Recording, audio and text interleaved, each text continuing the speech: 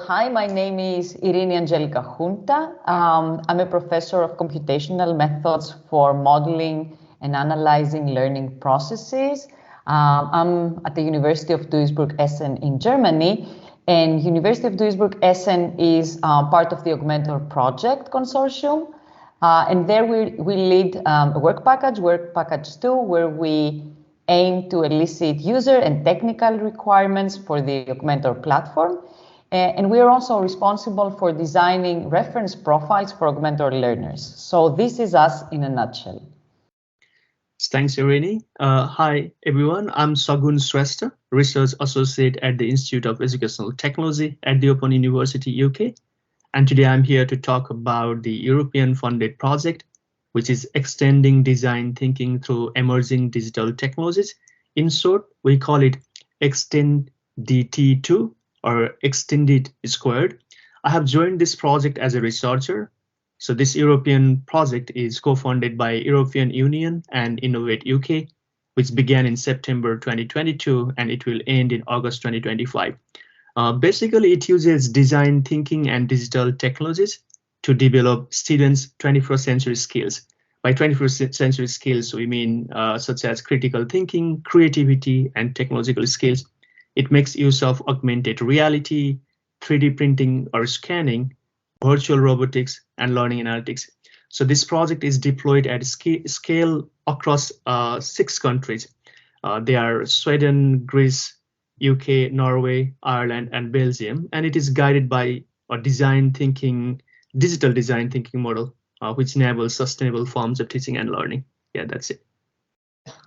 Right, that's a great description. So actually, I found a lot of common points already between our 2 projects. So our project, augMentor, the long title being Augmented Intelligence for Pedagogically Sustained Training and Education, is funded under Research and Innovation Program of Horizon Europe. The project receives funding from the European Union. And the aim of augMentor, so in augMentor, we want to support learners in acquiring and mastering high-order thinking skills and competencies, practically what you described, Sagun, as 21st century skills. So we're talking about skills such as creativity and critical thinking. And at the same time, we also want to help educators orchestrate their classrooms with the use of emerging technologies.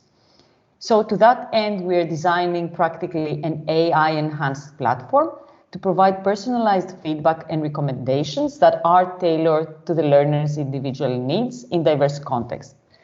So for example, we're aiming to use knowledge graphs to model learners' knowledge and machine learning models to track learners' cognitive processes. So augMentor involves 4 pilots. One pilot comes from Greece, from lead partner IASIS, and where we are exploring the use of emerging technologies in adult education and lifelong learning. We have another partners from Greece, the University of Patras, where we explore the use of augMentor for innovative training programs for pre-service teachers. Our 3rd pilot comes from Serbia, and where we aim to explore how we can support STEAM-based programs for environmental education in a network of eco-schools. And our last pilot is led by KTU, Lithuania, where we're exploring leapfrogging Industry 4.0 technologies for civic society watchdogs and EU civilian missions. So a wide range of contexts where we aim to support. Yeah, thanks, Irini, for highlighting aims of the project and also highlighting the similarities as well between 2 projects, like as we both aim for 21st century skills to, optimize pupils' 21st century skills.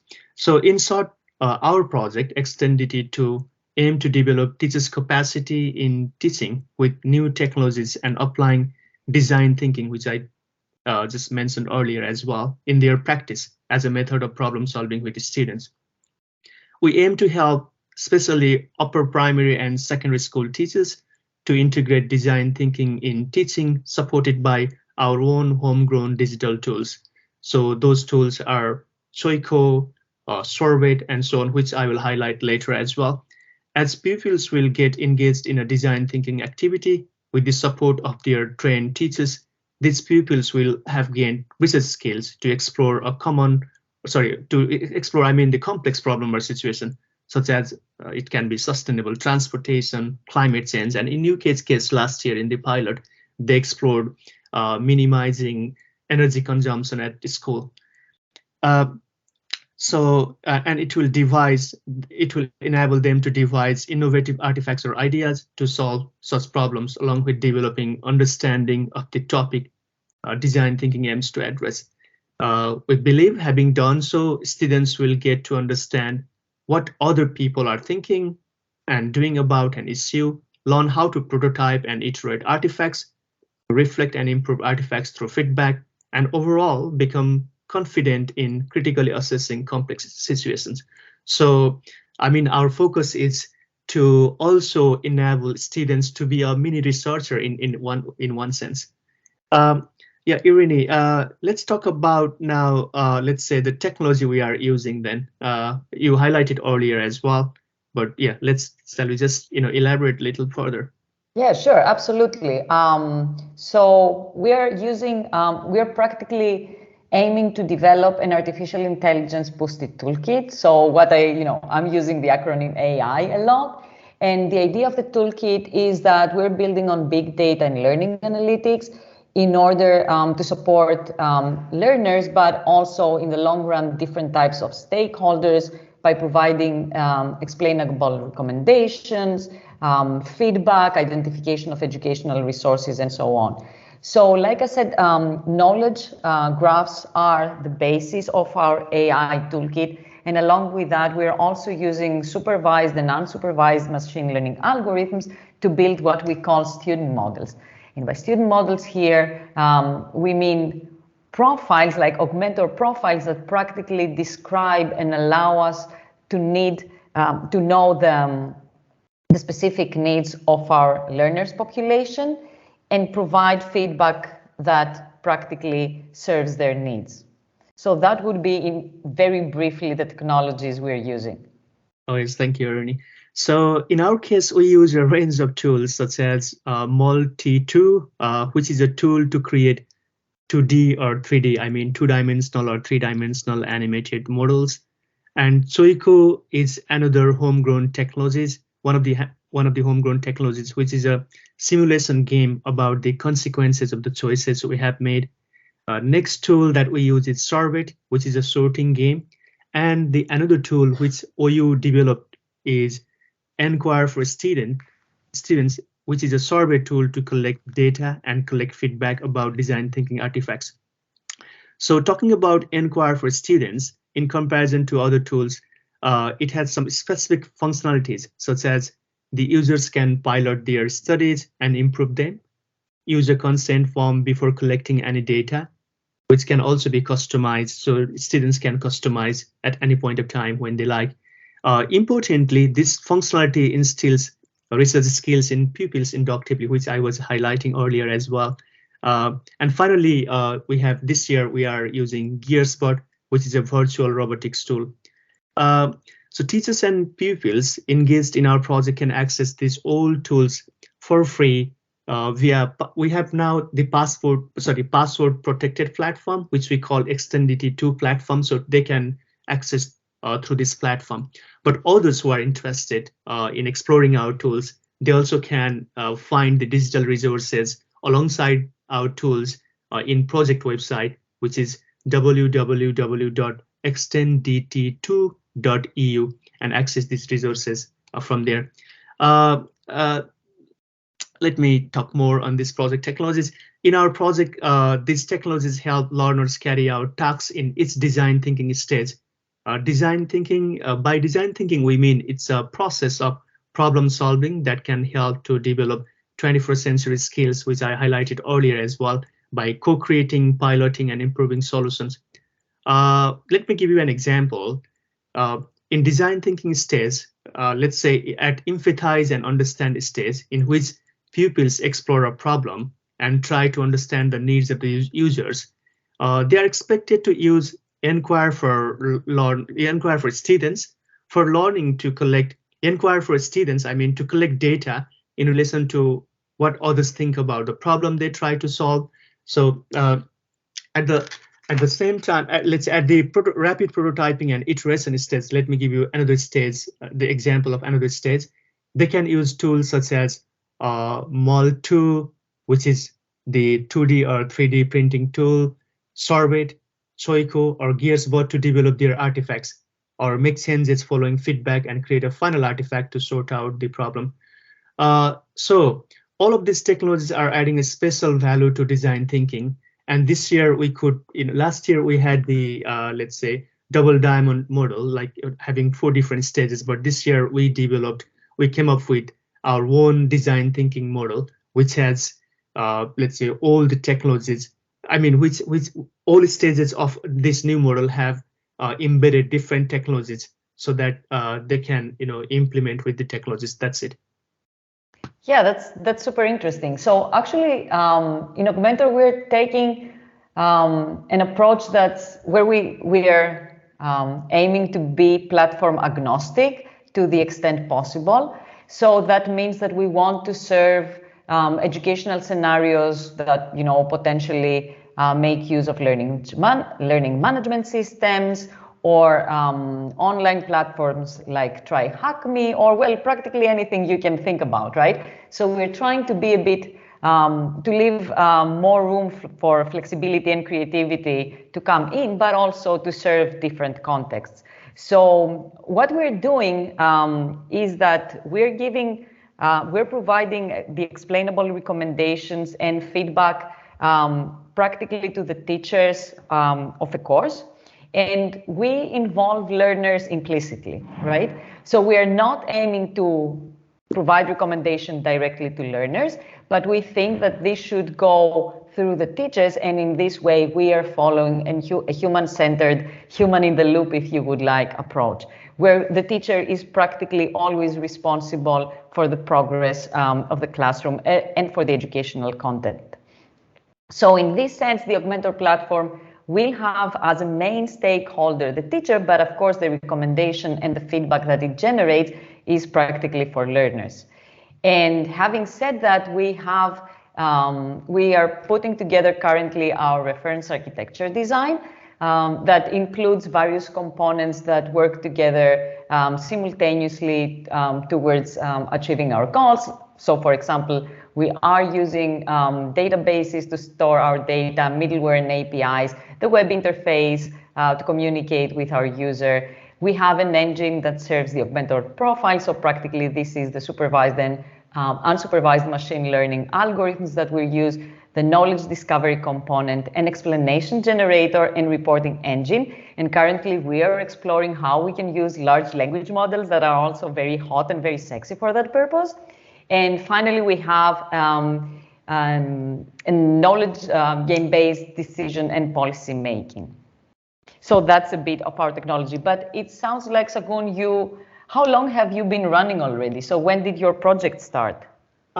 It started last year. I mean, yeah, as I told you earlier as well, September 2022. So, and therefore we could conduct successfully our pilot as well. So in year 1, we successfully completed the piloting activities, and the pilot has helped us to revisit different elements of the project, such as extending project technologies. When I say this, particularly, it helped us to add and change some of the functionalities within the technologies that we use. So the most important aspect of all the revisions is that, which I consider is the design of the new digital design thinking model, which I told you, because last year we used double diamond model, but this year we came up with our own model. And this model provides opportunities for teachers to embed technologies at each stage of it. This model begins with a challenge, which is a key concept in design thinking. After a challenge is defined, students are asked to explore what people say, do, think, and feel about the problem in empathize and understand stage. And we have stage 2. Stage 2, we have named it as define and ideate, in which pupils define the problems based on what people say. they develop certain parameters to develop prototypes. So with this with these parameters, like, they go to the third stage, which is rapid prototyping and iteration. So at this stage, pupils develop and test several prototypes in groups and come up with a final prototype to share it further with a wider group. So this prototype can be, in our case, like, digital artifact. The fourth stage is sharing and feedback, in which they collect feedback to improve their prototypes. And they do it through Enquire for students, by the way, which we have developed. Finally, at the respond and deliver stage, they make changes in their prototypes and share this with the teacher.